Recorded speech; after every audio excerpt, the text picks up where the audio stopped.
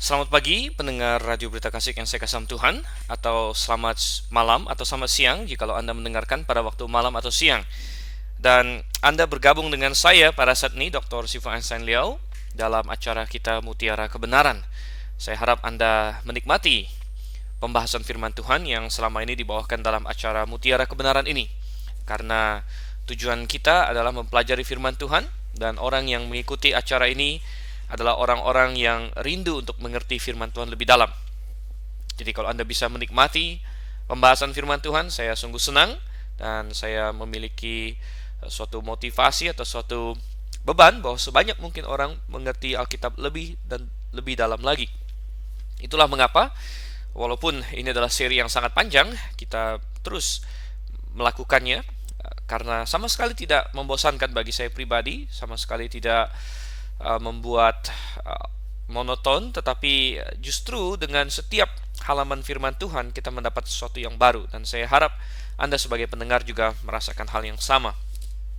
Oke, seri Mutiara Kebenaran kita sekarang sudah sampai kepada kitab Bilangan pasal yang ke-16, dan kita sedang di tengah-tengah kitab Bilangan. Kita sedang dalam perjalanan Israel ke tanah Mesir, keluar dari tanah Mesir menuju ke tanah Kanaan. Dan kita buka dalam Bilangan 16 di sini. Ini adalah paruh kedua kalau bisa kita bilang dari kitab Bilangan. Jadi kitab Bilangan memiliki titik klimaks sebenarnya, atau salah satu poin klimaksnya di Bilangan pasal 13 dan 14. Sedikit mengingatkan, karena ini sudah dibahas di beberapa sesi sebelumnya. Di dalam Bilangan 13 dan 14, bangsa Israel memiliki kesempatan untuk memasuki tanah Kanaan, mewarisinya, mendudukinya, dan menjadikan tanah Kanaan sebagai milik mereka sesuai dengan yang Tuhan janjikan. Suatu tanah yang baik, yang berlimpah dengan susu dan madu, yang menghasilkan segala hal yang baik-baik. Bahkan para pengintai waktu itu membawa pulang tandan anggur yang sedemikian besar. Tetapi saudara kasih Tuhan, mereka memilih untuk memberontak kepada Tuhan. 10 pengintai, mayoritas dari mereka memberikan kabar yang busuk, memberitahu bahwa mereka tidak akan bisa menang melawan orang Amori, orang Kanaan, orang Het yang ada di sana. Dan mungkin secara manusiawi memang orang-orang itu hebat. Mungkin mereka secara duniawi adalah orang-orang peperangan yang luar biasa, tetapi Israel tidak kurang melihat mukjizat Tuhan. Bukankah Mesir adalah superpower waktu mereka menjadi budak di sana? Tetapi Tuhan dengan kuat kuasanya dapat membawa mereka keluar. Mengapa mereka harus ragu? Tetapi begitulah yang terjadi. Sejarah mencatat, firman Tuhan mencatatnya bagi kita, sehingga seluruh bangsa itu memberontak dan malah berkata, kami mau pulang ke Mesir saja. Nah, ini adalah kemurtadan, saudara yang kasih Tuhan. Mereka menjadi tidak percaya kepada Tuhan. Mereka ingin mendirikan atau mengangkat pemimpin lain. Mereka ingin kembali ke Mesir, padahal Tuhan telah menebus mereka dari Mesir. Sehingga akhirnya Tuhan bilang, kalian harus berjalan 40 tahun lamanya di padang gurun. Sehingga semua orang di generasi yang memberontak ini, yang 20 tahun ke atas, yang di sensus ya, di awal dari kitab Bilangan, karena pasal 1 dan pasal 2 dalam kitab Bilangan memberikan sensus orang Israel, dan semua orang yang disensus itu akan binasa kecuali 2 katanya, yaitu Yosua dan Kaleb. Nah, sesudah pasal 14 ini, di pasal 15 sampai nanti di pasal yang ke-26 itu berkaitan dengan perjalanan Israel di padang gurun selama 40 tahun itu. Jadi 40 tahun mereka di padang gurun boleh dikata dirangkum oleh Tuhan hanya dalam sekitar 10 atau lebih ya, sekitar 11 atau 12 pasal saja. Mungkin Anda berkata, oh itu rentang waktu yang begitu besar, 40 tahun dirangkum menjadi hanya sekitar 11 atau 12 pasal. Dan ya benar, saudara yang kasih Tuhan. Karena apa? Ya, ini adalah tahun-tahun pemberontakan mereka. Sehingga ini adalah tahun-tahun yang sangat kelam sebenarnya. Dan hal-hal yang dicatat dalam tahun-tahun ini justru adalah mengenai pemberontakan mereka yang lebih lanjut lagi. Gitu. Nah, kontras dengan 1 bulan mereka di Gunung Sinai waktu itu seluruh kitab Imamat bicara mengenai pengalaman mereka menerima hukum Allah. Jadi ketika kita bersekutu dengan Tuhan, ada sesuatu yang indah di situ, seluruh kitab Imamat. Tapi ketika kita memberontak kepada Tuhan, 40 tahun lewat dengan tidak ada sesuatu yang berharga, Bahkan yang ada adalah pemberontakan demi pemberontakan. Dan di pasal 16 dari Bilangan kita melihat pemberontakan mereka yang lebih lanjut lagi. Dan ini adalah diberi judul pemberontakan Korah, Datan, dan Abiram. Sebelumnya, mari kita berdoa terlebih dahulu. Bapa yang di surga, kami sungguh mengucap syukur Tuhan untuk kasih setiamu kepada kami. Kami rindu untuk belajar firman-Mu lebih dan lebih dalam lagi. Tuhan, kami membuka kitab Bilangan hari ini, terutama pasal 16. Kami ingin belajar dari hal-hal yang terjadi. Baiklah itu menjadi peringatan bagi kami Tuhan. Dan ajar kami biar Roh-Mu yang bekerja dan bukan hanya menjadikan ini suatu kisah atau cerita yang sekedar kami tahu saja, tetapi ada pelajaran-pelajaran yang berharga dalam jalan yang dapat kami tarik. Terima kasih Tuhan, sekali lagi kami berdoa dalam nama Yesus Kristus. Amin. Oke, Bilangan pasal yang ke-16, pasal yang cukup panjang, dan saya ada rencana kita akan lihat bahwa kita tidak akan menyelesaikan seluruh pasal, tapi bagian terakhirnya akan saya gabung dengan pasal 17 untuk sesi yang berikutnya. Tapi kita akan lihat sambil kita berjalan. Kita lihat dulu di Bilangan pasal 16 ayat 1 dan 2. Korah bin Yizhar bin Kehat bin Lewi beserta Datan dan Abiram, anak-anak Eliab, dan On bin Pelet, ketiganya orang Ruben, mengajak orang-orang untuk memberontak melawan Musa beserta 250 orang Israel, pemimpin-pemimpin umat itu, yaitu orang-orang yang dipilih oleh rapat, semuanya orang-orang yang kenamaan.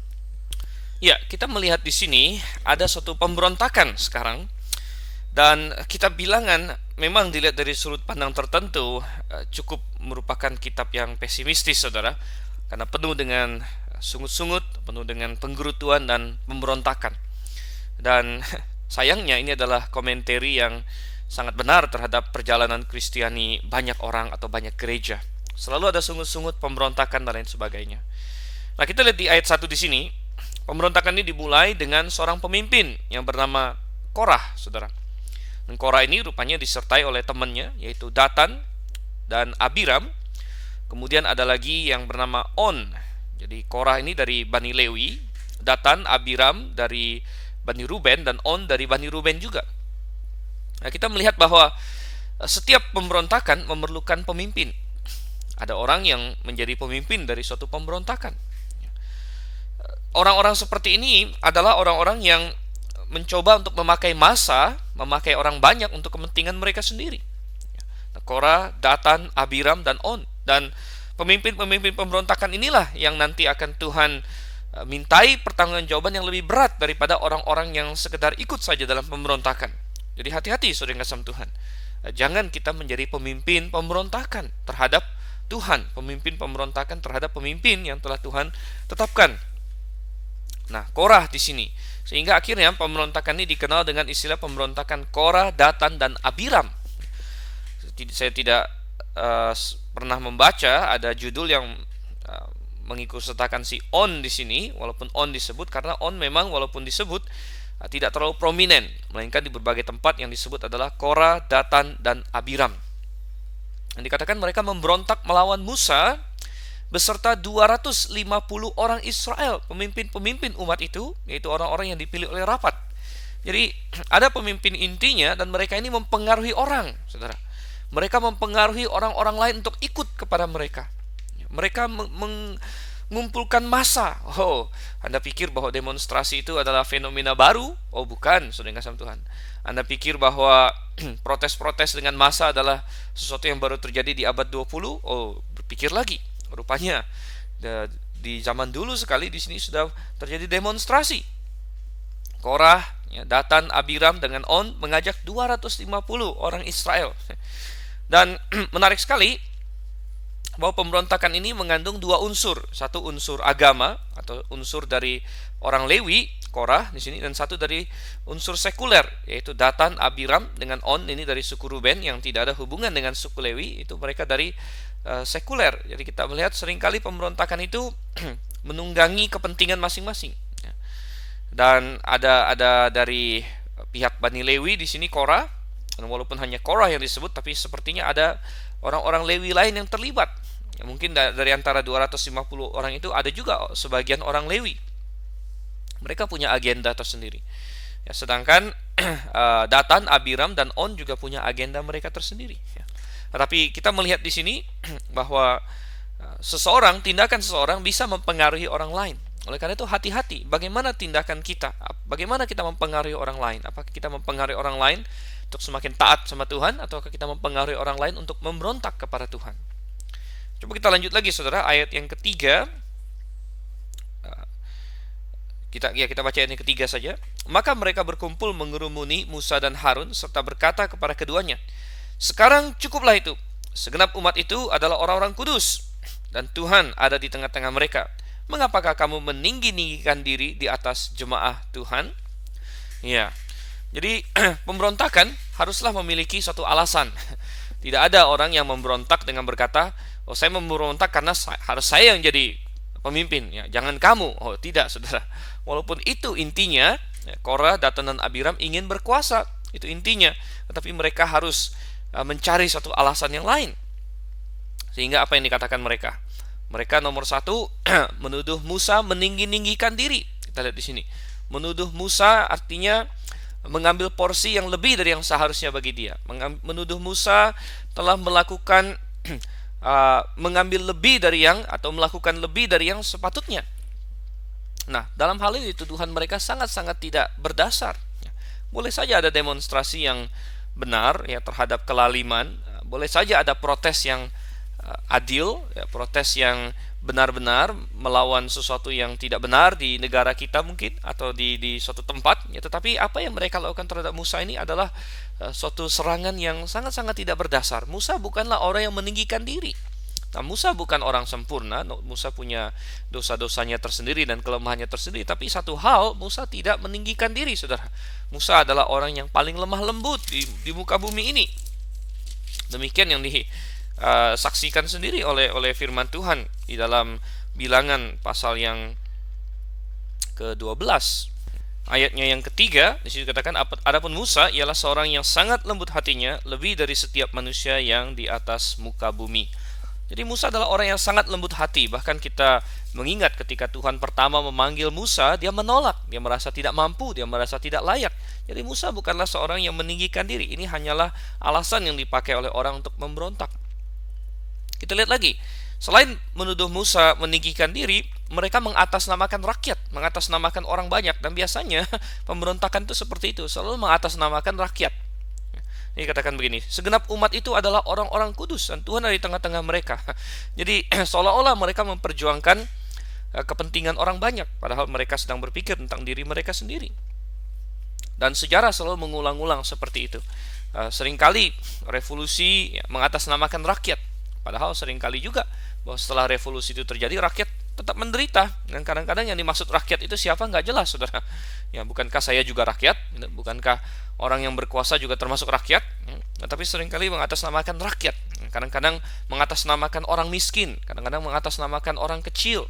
Nah, ini adalah hal-hal yang sering terjadi, seperti dilakukan oleh Korah, Datan, dan Abiram di sini. Sekarang cukuplah itu, kata mereka. Seolah-olah Musa telah melakukan kejahatan apa begitu terhadap mereka. Tapi motivasi mereka menjadi jelas kalau kita buka di dalam Mazmur pasal yang ke-106. Di sini firman Tuhan mencatat di Mazmur 106 ayat yang ke-16.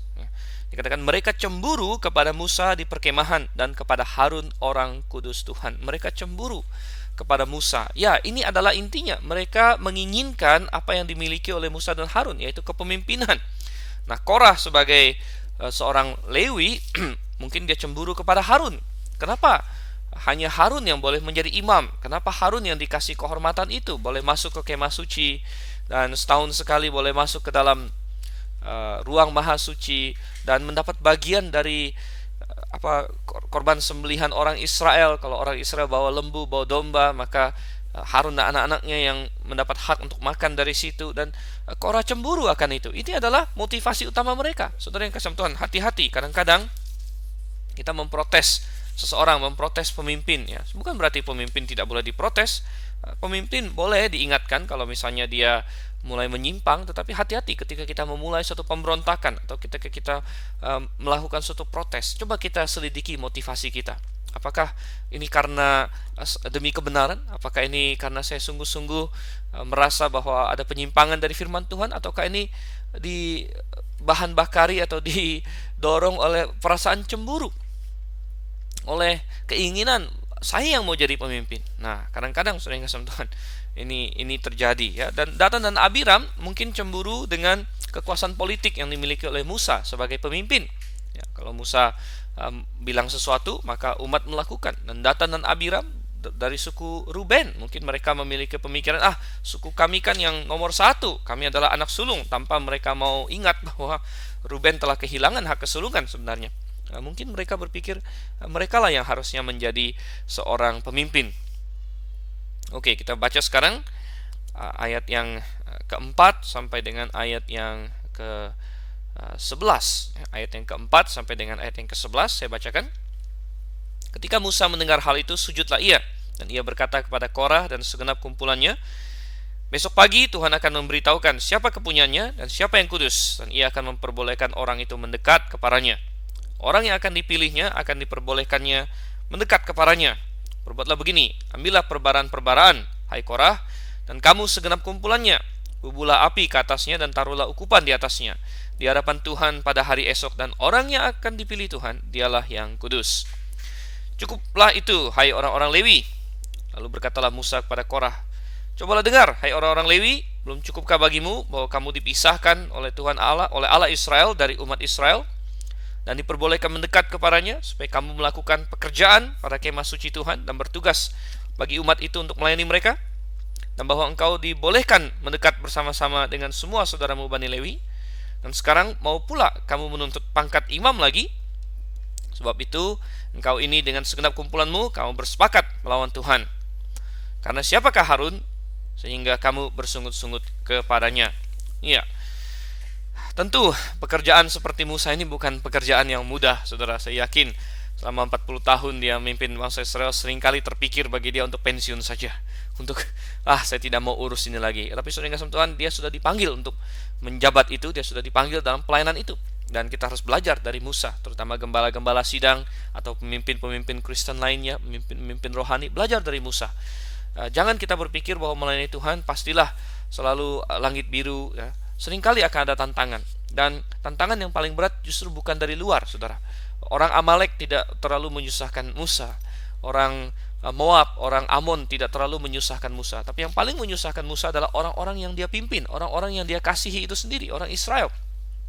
Demikian juga seorang gembala sidang, terkadang-kadang serangan dari luar kah, tuduhan dari orang-orang tidak percaya, bahkan serangan fisik ya, dari luar tidak begitu, sebenarnya tidak terlalu bermasalah ya. Tetapi ketika orang-orang yang dia layani, orang-orang yang dia kasihi, orang-orang yang dia gembalakan menyerang dia, nah ini adalah suatu pergumulan yang luar biasa. Tetapi kalau Anda adalah seorang pemimpin Kristen, seorang gembala sidang, saya katakan jangan putus asa, belajar dari Musa di sini. Apa yang dilakukan Musa? Yang pertama, kita melihat ketika Musa menghadapi pemberontakan seperti ini, kita melihat di ayat yang keempat, ketika Musa mendengar hal itu, sujudlah ia. Ya, Musa melakukan hal yang tepat di sini.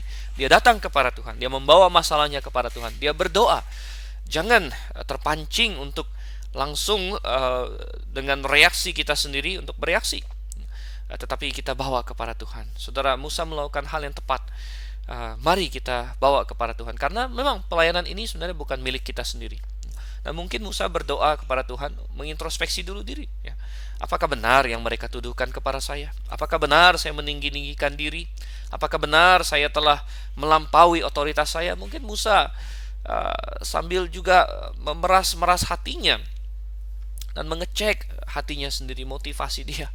Dan dia sujud, dia sedih sekali. Kenapa orang-orang ini bisa menuduh saya begini? Apakah memang saya salah? Saudara kasih Tuhan, ketika ada orang menuduh kita dan lain sebagainya, memang nomor satu kita jangan marah dulu ya. Kita introspeksi dulu ya. Apa, bagaimana, dan kita biarkan Tuhan yang menjawab, saudara. Dan kita lihat akhirnya kita tidak tahu berapa lama Musa sujud, berapa lama Musa berdoa, tapi akhirnya di ayat 5, setelah dia mendapatkan jawaban Tuhan, dan sepertinya Musa sudah tahu bagaimana Tuhan ingin mengurus masalah ini, dia bilang kepada Korah dan segenap kumpulannya, untuk besok kalau begitu, kalau kalian merasa bahwa Tuhan ada di pihak kalian, oke, coba kita uji ya. Besok Tuhan akan menyatakan siapa yang kudus. Nah, kata kudus di sini maksudnya mengacu kepada klaim Korah dan teman-temannya bahwa semua umat ini kudus, dalam pengertian semua umat, semua orang boleh menjadi imam, boleh masuk ke kemah pertemuan. Dan Musa bilang, oh, benarkah begitu? Ya, benarkah semua orang boleh mendekat kepada Tuhan? Oke, besok kita akan lihat. Dan dia suruh semua orang, kamu yang ikut memberontak, 250 orang ini, coba besok kamu bawa, katanya, perbaraan. Nah, perbaraan ini semacam pot kecil dari logam di mana mereka bisa membakar ukupan di situ. Dan mestinya perbaraan ini dibawa masuk ke dalam kemah pertemuan untuk membakar ukupan di hadapan Tuhan. Dan orang yang tidak layak atau membawa perbaraan yang asing, itu Tuhan hukum. Nah, contohnya sendiri adalah Nadab dan Abihu, yaitu anak-anak Harun yang paling besar. Tetapi orang Israel tidak kapok juga, tidak ingat juga akan hal itu rupanya. Sehingga Musa bilang suruh mereka berbuat seperti itu. Dan rupanya seperti yang kita tadi awal katakan, ada suatu faksi atau elemen orang-orang Lewi yang ikut dalam pemberontakan ini. Ya, tentu Korah sendiri adalah seorang Lewi, ya, seorang yang cukup ternama di kalangan orang Lewi. Bahkan dia berasal dari Puak Kehat. Puak Kehat adalah Lewi yang paling beruntung sebenarnya, karena mereka yang melayani paling dekat dengan Tuhan, di mana Gersom itu kerjaannya kain-kain, kemudian Merari kerjaannya itu adalah yang papan-papan, dan Kehat adalah yang kerjaannya untuk mengangkat barang-barang kudus. Jadi sebenarnya di antara orang Lewi pun Kehat sudah memiliki privilege atau kehormatan yang sangat tinggi. Tetapi bagi si Korah ini tidak cukup rupanya. Ya. Dan nama Korah sendiri sebenarnya cukup lucu juga, saudara. Kalau kita cek etimologinya, Korah itu artinya botak. Gitu. Nah, jadi kadang-kadang kita membayangkan si Korah yang botak ini melawan Musa. Jadi bukan masalah botaknya tentunya, tapi sifat hatinya yang ingin memberontak. Dan Musa bilang, cukuplah hai orang Lewi, kamu sudah dikasih kehormatan sebenarnya, tetapi kamu masih mau pangkat imam lagi. Wow, saudara. Dan banyak orang tidak puas dengan apa yang dia miliki. Dan banyak orang memiliki konsep seperti ini. Padahal kalau kita tarik ke zaman ini, tiap-tiap orang sama seperti zaman dulu, Tuhan telah berikan porsinya masing-masing. Nah, oleh karena itulah di dalam Roma, kalau kita lihat sedikit di dalam Roma pasalnya yang ke-12, ya, ayat yang ketiga, Roma 12 ayat 3, berdasarkan kasih karunia yang dianugerahkan kepadaku, aku berkata kepada setiap orang di antara kamu, janganlah kamu memikirkan hal-hal yang lebih tinggi daripada yang patut kamu pikirkan, tapi hendaklah kamu berpikir begitu rupa, sehingga kamu menguasai diri menurut ukuran iman yang dikaruniakan Allah kepada kamu masing-masing. Sebab sama seperti pada satu tubuh kita mempunyai banyak anggota, tapi tidak semua anggota itu mempunyai tugas yang sama. Demikian juga kita, walaupun banyak, adalah satu tubuh di dalam Kristus, tetapi kita masing-masing adalah anggota yang seorang terhadap yang lain. Jadi sangat jelas sekali, saudara yang kasih Tuhan, di dalam gereja lokal pun Tuhan telah memberikan karunia yang berbeda-beda dan fungsi yang berbeda-beda kepada tiap orang. Ada orang yang dikasih karunia melayani, ada orang yang dikasih karunia untuk berkhotbah, berbicara, menyampaikan firman Tuhan. Ada yang diangkat Tuhan menjadi gembala sidang, Tuhan panggil dia menjadi gembala sidang. Dan janganlah kita saling menginginkan kehormatan yang lain, saudara. Melainkan mari kita jalankan tugas kita sendiri dengan baik. Di dalam perjanjian baru, ya, banyak orang, ya, kita melihat Dorcas misalnya. Dorcas di perjanjian baru memiliki pelayanan yang sebenarnya intinya adalah menolong orang-orang yang tidak mampu. Dia membuat pakaian bagi mereka. Tapi lihat bagaimana ketika dia setia melakukannya, orang sangat terkesan, orang sangat mengasihi dia, dan bahkan ketika dia mati, Allah mengutus Petrus untuk membangkitkannya. Hari ini kita perlu orang-orang yang setia melakukan apa yang Tuhan telah berikan kepadanya. Terlalu banyak orang yang inginnya pekerjaan orang lain, dan ini sedikit banyak juga perburuk oleh konsep majelis yang banyak beredar di banyak gereja, sehingga di banyak gereja, ya, orang yang bukan gembala sidang berusaha untuk mengatur gembala sidangnya harus begini, harus begitu, ya, padahal yang memberikan pengarahan rohani yang menentukan arah jemaat adalah gembala sidang sebenarnya. Tentu dengan jemaat itu, tapi pemimpinnya adalah gembala sidang. Tapi banyak orang, ya, yang mantan majelis atau apa, bahkan di gereja yang alkitabiah sekalipun ada bahaya, saudara, gereja independen sekalipun, di mana orang-orang yang powerful dulunya, mungkin yang punya jabatan di gereja lama, Mereka punya kecenderungan mereka mau mengatur gereja itu. Padahal itu bukan tugas mereka. Tugas mereka adalah bagi jemaat adalah untuk membantu gembala sidangnya di dalam menjalankan gereja itu. Ya, kadang-kadang ada diaken mungkin yang merasa, oh saya perlu uh, mengambil alih tugas gembala. Ya, oh tidak. Kalau memang engkau ingin jadi gembala, jadilah gembala. Pastikan Tuhan memanggil engkau menjadi gembala sidang dan jadilah gembala.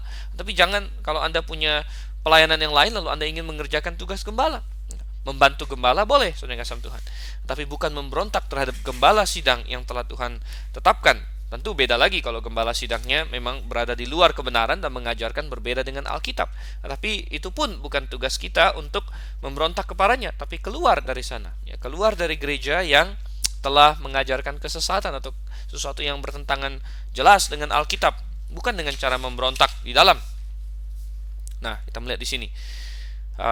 Ya, mereka berkata, ya, Lewi di sini sebagian Lewi, sebagian dari anak-anak Ruben, yang mungkin mereka menuduh, "Hai Musa, hei kenapa Harun yang kamu suruh jadi imam saja? Kenapa tidak kami?" Mungkin kamu KKN. Ya, mengingat Harun itu kan kakaknya Musa, ya, mungkin dituduh, "Hei kamu KKN Musa." Padahal Musa bukan itu, ya. Dan Musa bilang di ayat 11, "Kamu ini memberontak melawan Tuhan. Kamu bersepakat melawan Tuhan. Karena siapakah Harun sehingga kamu bersungut-sungut kepadanya? Ngapain kamu mempersalahkan Harun? Harun ini nggak tahu apa-apa sebenarnya. Ini adalah kehendak Tuhan." Gitu. Nah, kadang-kadang ada yang seperti itu, saudara kasih Tuhan. Harus kita berhati-hati dalam hal ini. Oke, coba kita lihat ayat 12 sampai ayat yang ke-15 sekarang. Ayat 12 sampai ayat 15. Adapun Musa telah menyuruh orang untuk memanggil Datan dan Abiram, anak-anak Eliab. Tetapi jawab mereka, "Kami tidak mau datang. Belum cukupkah bahwa engkau memimpin kami keluar dari suatu negeri yang berlimpah-limpah susu dan madunya untuk membiarkan kami mati di padang gurun, sehingga masih juga engkau menjadikan dirimu Tuhan atas kami? Sungguh engkau tidak membawa kami ke negeri yang berlimpah-limpah susu dan madunya, ataupun memberikan kepada kami ladang-ladang dan kebun-kebun anggur sebagai milik pusaka. Masakan engkau dapat mengelabui mata orang-orang ini? Kami tidak mau datang." Lalu sangat marahlah Musa dan ia berkata pada Tuhan, "Janganlah perhatikan segala persembahan mereka. Belum pernah kuambil satu ekor keledai pun dari mereka, dan belum pernah kulakukan yang jahat kepada seseorang pun dari mereka." Ya, jadi Korah dengan 250 orang mau datang menghadap untuk bersoal dengan Musa di depan Tuhan, tetapi Datan dan Abiram tidak mau sama sekali bahkan. Jadi ini adalah pemberontakan yang sudah sangat parah. Dan Musa ingin berkata, "Ayo, coba ke sini, kita lihat di hadapan Tuhan siapa pemimpin yang benar." Mereka bahkan tidak mau. Seolah-olah ini kalau kami datang artinya kami turut kata-katamu. Nah, kami tidak mau. Ini adalah pembangkangan yang keras kepala, saudara. Nah, ini harus diurus oleh Tuhan dengan keras, dan Musa di sini sangat bijaksana. Dia membiarkan Tuhan mengurusnya. Sampai ke ujung dari pasal ini kita melihat Musa tidak turun tangan sedikit pun. Padahal sebagai seorang pemimpin politik mungkin Musa bisa saja memerintahkan Datan Abiram ini dihukum atau ditangkap atau dieksekusi bahkan. Tetapi Musa tidak melakukan itu. Dia membiarkan Tuhan yang membela dia. Dia membiarkan Tuhan yang bekerja dan menindak orang-orang ini. Dan Datan dan Abiram di sini menuduhkan hal-hal yang aneh-aneh. Ya, sekali lagi kita melihat ya, orang selalu mencoba membenarkan pemberontakannya. Bahkan kadang-kadang melakukan revisi sejarah, saudara. Dan kita melihat bagaimana mereka memberitakan suatu versi sejarah yang sama sekali salah. Tapi itu yang terjadi. Jadi hati-hati. Anda dengar kata-kata siapa? Anda dengar kata-kata orang tertentu, semua dibelokkan. Nah, Datan dan Abiram membelokkan di sini, katanya, "Belum cukupkah engkau memimpin kami keluar dari suatu negeri yang berlimpah-limpah susu dan madunya?" Oh, Mesir mereka anggap negeri yang berlimpah-limpah susu dan madu. Ini adalah revisi sejarah. Mereka budak di sana. Mereka berteriak kepada Tuhan karena kesengsaraan yang mereka rasakan. Oh, benar-benar saudara kasih Tuhan. Ketika seseorang telah mengeraskan hati, hal-hal yang benar pun dia ubah oleh dia. Dan katanya untuk membiarkan kami mati di padang gurun ini. Saudara yang kasih Tuhan, sebenarnya bukan Musa yang mau mereka mati, Tuhan yang mau mereka mati. Ya benar. Dan karena mereka tidak ikut Musa justru. Karena mereka tidak ikut Musa, dan sekarang mereka malah mempersalahkan Musa, membiarkan mereka mati. Padahal Musa mau masuk ke tanah Kanaan. Musa bilang, "Ayo kita masuk ke tanah Kanaan." Mereka tidak mau. Dan mereka bilang apa lagi? "Sungguh engkau tidak membawa kami ke negeri yang berlimpah-limpah susu dan madunya, ataupun memberikan kepada kami ladang-ladang dan kebun-kebun anggur sebagai milik pusaka. Masakan kau dapat mengelabui mata orang-orang ini?" Oh, halo, Datan dan Abiram, kalau kamu mengikuti nasihat Musa dan Yosua dan Kaleb, tentunya saat ini kamu sudah berada di tanah Kanan itu. Tetapi kalian yang telah menolaknya. Oh, lihat bagaimana ketika orang itu jahat dan orang itu mau memberontak, mereka membelokkan sejarah. Mereka memberikan pengertian mereka sendiri. Jadi kita harus hati-hati, saudara, di dalam kita percaya kata orang. Kadang-kadang kita mendengar cerita dari satu pihak, itu bisa diputarbalikkan. Oleh karena itu kita harus selalu cek dengan orang, dan kita harus setia kepada Tuhan. Jangan kita melakukan seperti yang dilakukan oleh Datan dan Abiram ini. Nah, apa respon Musa? Dikatakan di 15, lalu sangat marahlah Musa. Orang yang paling lemah lembut hatinya marah. Nah, ada kritik yang mungkin berkata, Musa ini kurang kasih, mestinya dia jawab dengan lemah lembut, ya. Oh, tapi saudara yang kasih Tuhan, Anda belum berada di posisi Musa. Musa tidak percuma dikatakan orang yang paling lembut. Kalau kita di posisi Musa, mungkin jauh-jauh sebelum ini kita sudah marah duluan, ya. Tetapi di sini Musa marah dan dia bilang, "Oh, Tuhan, jangan dengarkan mereka. Tidak pernah aku mencurangi mereka."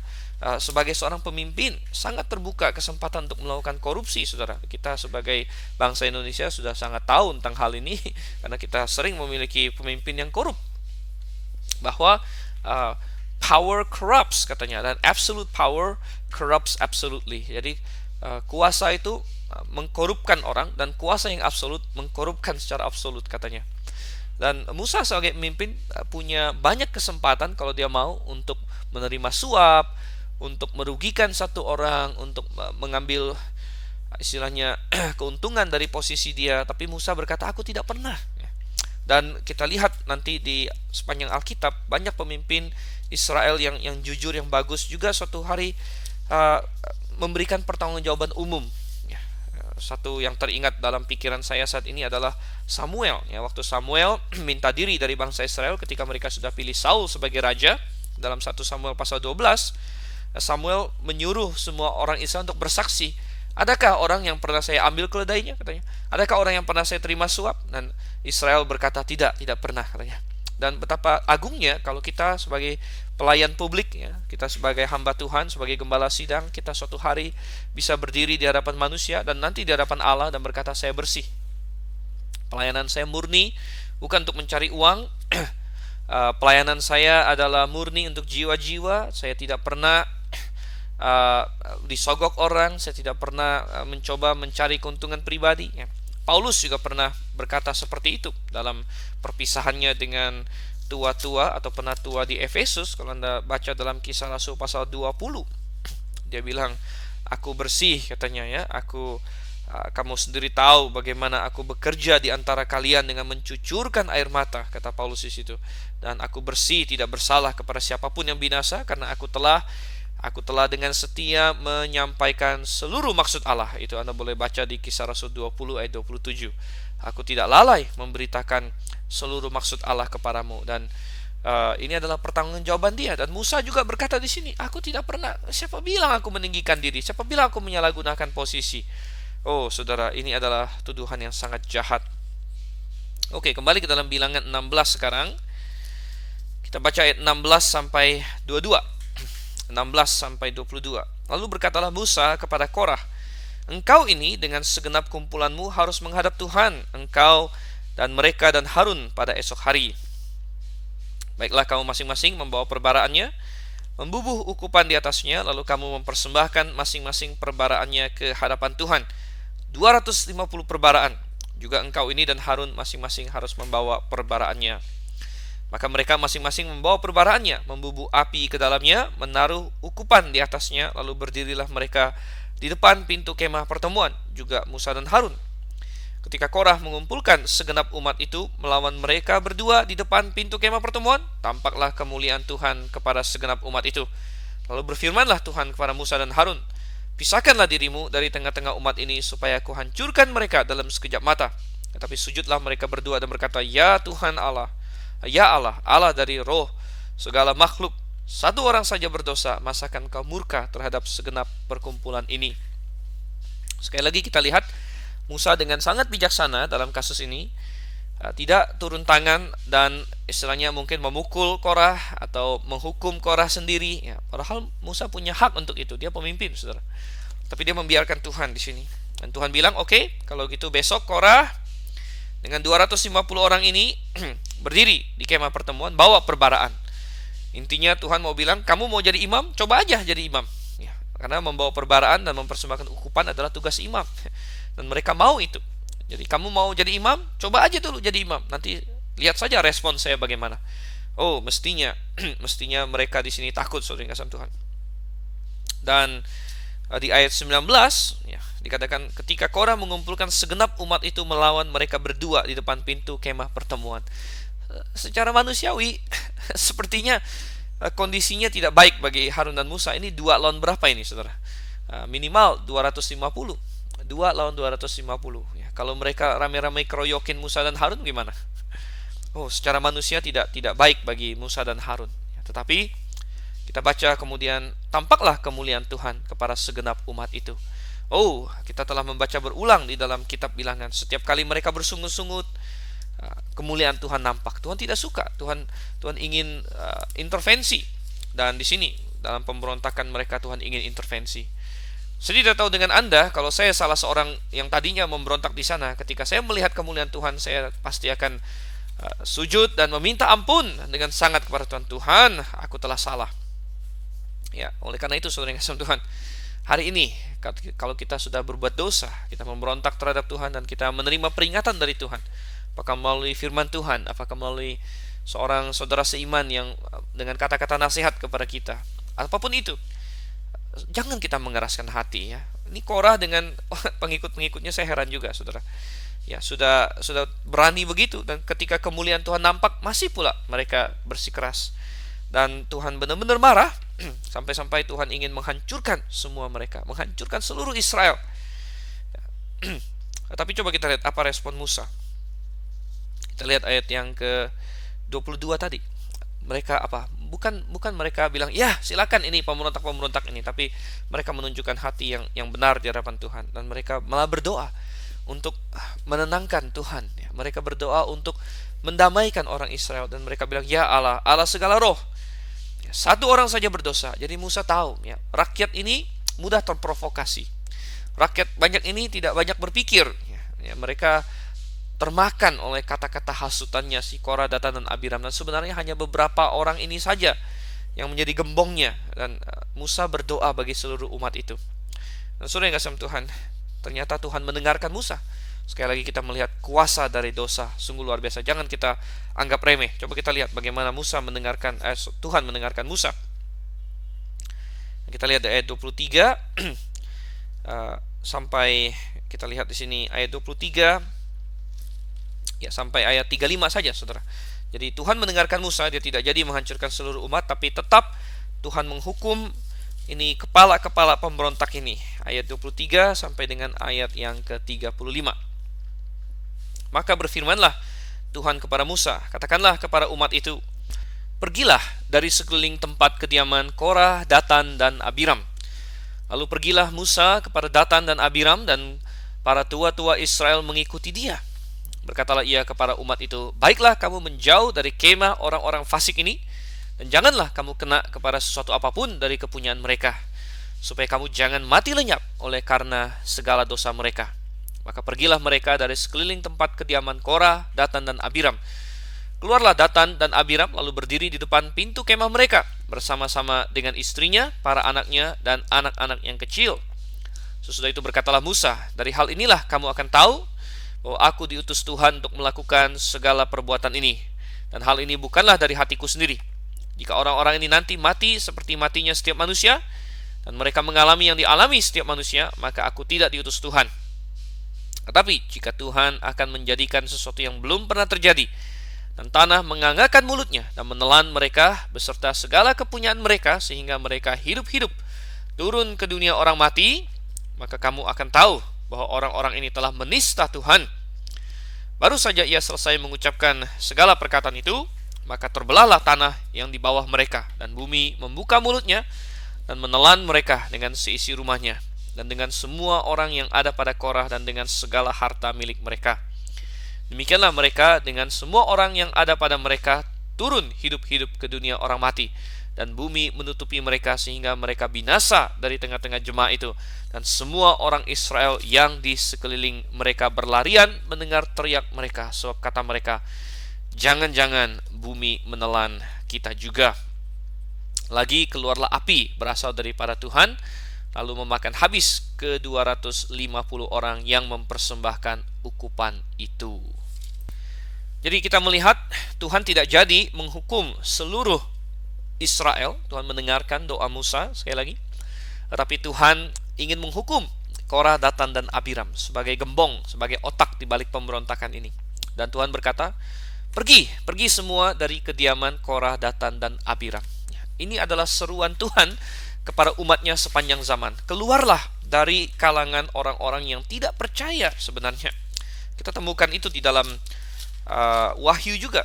Ketika Tuhan akan menghukum Babel dalam masa tribulation, apa seruan Tuhan? Kita baca dalam Wahyu pasalnya yang ke-18, saudara. Wahyu pasal yang ke-18 ayat yang ke-4. Ketika Tuhan akan menghukum Babel, dia berkata begini, pergilah kamu, hai umatku, pergilah daripadanya, supaya kamu jangan mengambil bagian dalam dosa-dosanya, dan supaya kamu jangan turut ditimpa malapetaka-malapetakanya. Tuhan selalu mengajarkan separasi dari kesalahan, separasi dari kesesatan. Dan ini harus kita terapkan di dalam dunia kekristenan, dalam kita bergereja juga. Jangan kita ikut ambil bagian dalam gereja yang benar-benar sudah menyimpang dari firman Tuhan. Atau kita akan kena getahnya, kita akan dituntut Tuhan ikut bertanggung jawab atas apa yang terjadi di sana.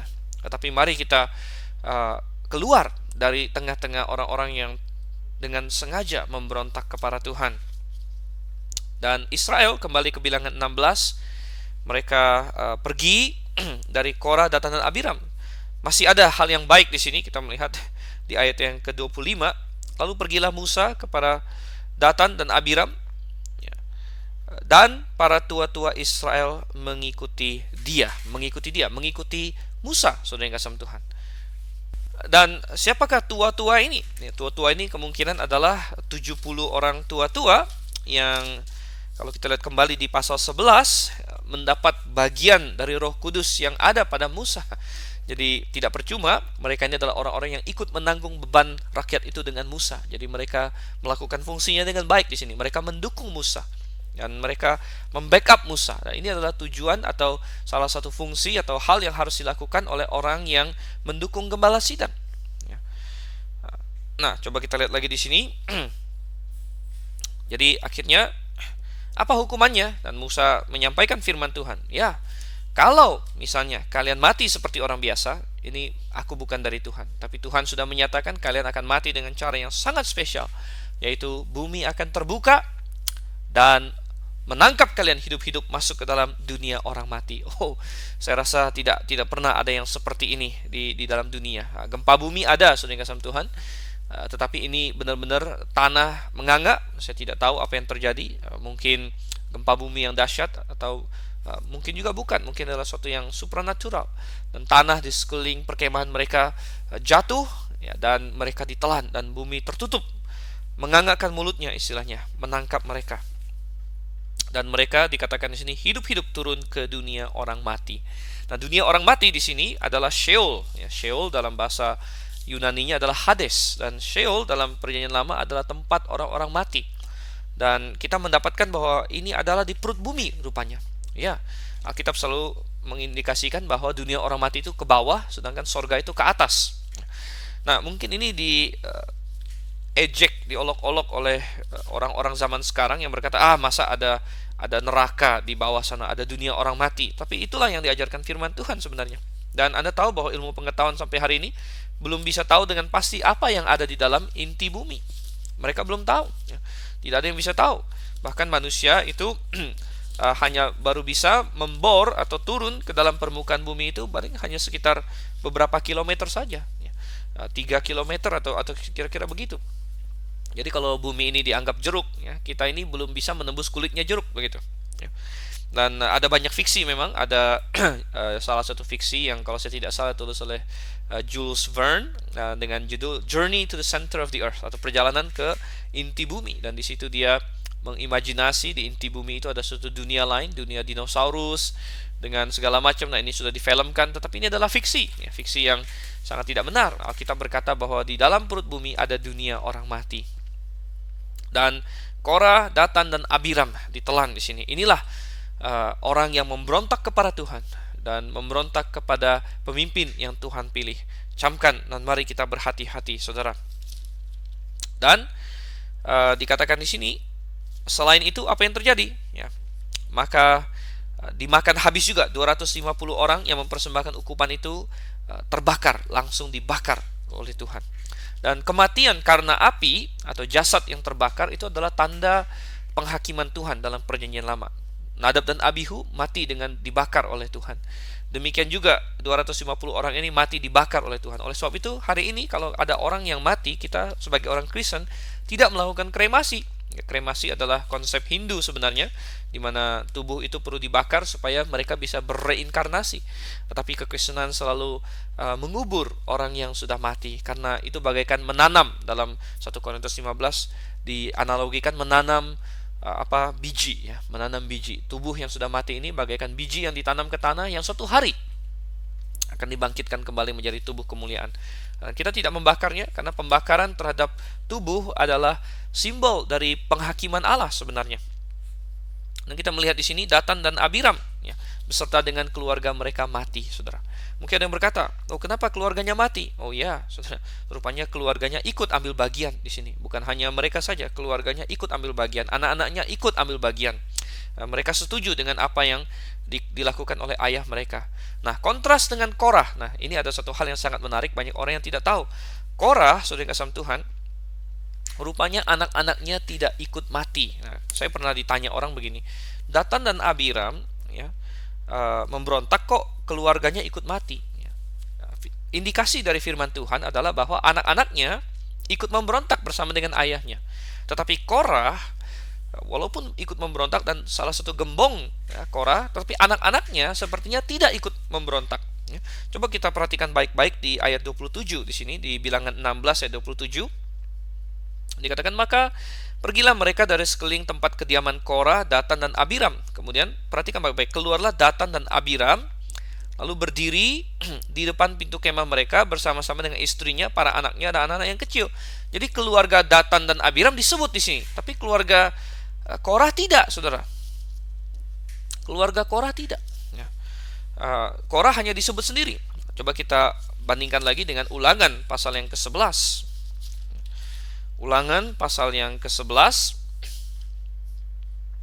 ayat yang ke-6, ya, dikatakan di sini, pula apa yang dilakukannya terhadap Datan dan Abiram, anak-anak Eliab, anak Ruben, yaitu ketika tanah mengangakkan mulutnya dan menelan mereka dengan seisi rumahnya, kemah-kemah dan segala yang mengikuti mereka di tengah-tengah seluruh Israel. Jadi Datan dan Abiram ini dimakan atau ditelan seisi rumahnya, tapi Korah tidak disebut. Ya, Korah hanya Korah saja.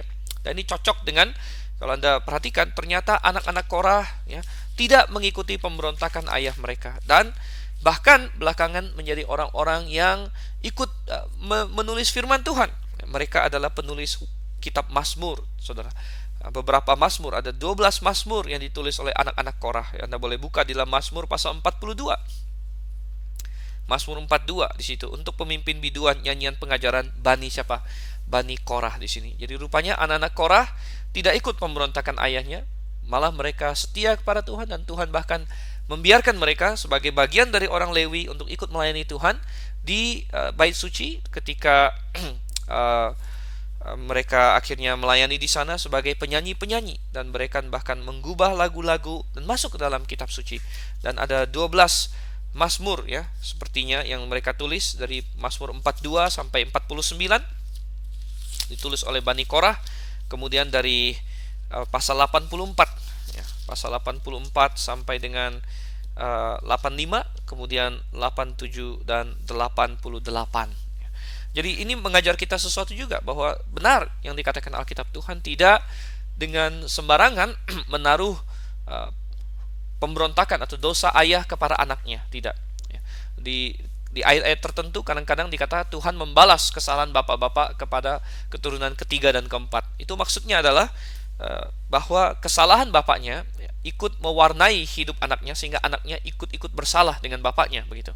Maka Tuhan membalas sampai keturunan ketiga dan keempat. Tapi di perikop lain dikatakan Tuhan tidak menanggungkan kesalahan bapak kepada anak. Itu di Yehezkiel dikatakan seperti itu. Dan ini salah satu kasusnya, bahwa ketika anak itu menjauhkan diri dari kesalahan bapaknya, seperti Bani Korah di sini, mereka justru setia sama Tuhan dan bahkan dipakai Tuhan untuk menggubah lagu dan bahkan masuk ke dalam Alkitab, ya, maka tentu kesalahan bapak mereka tidak ditanggungkan kepada mereka.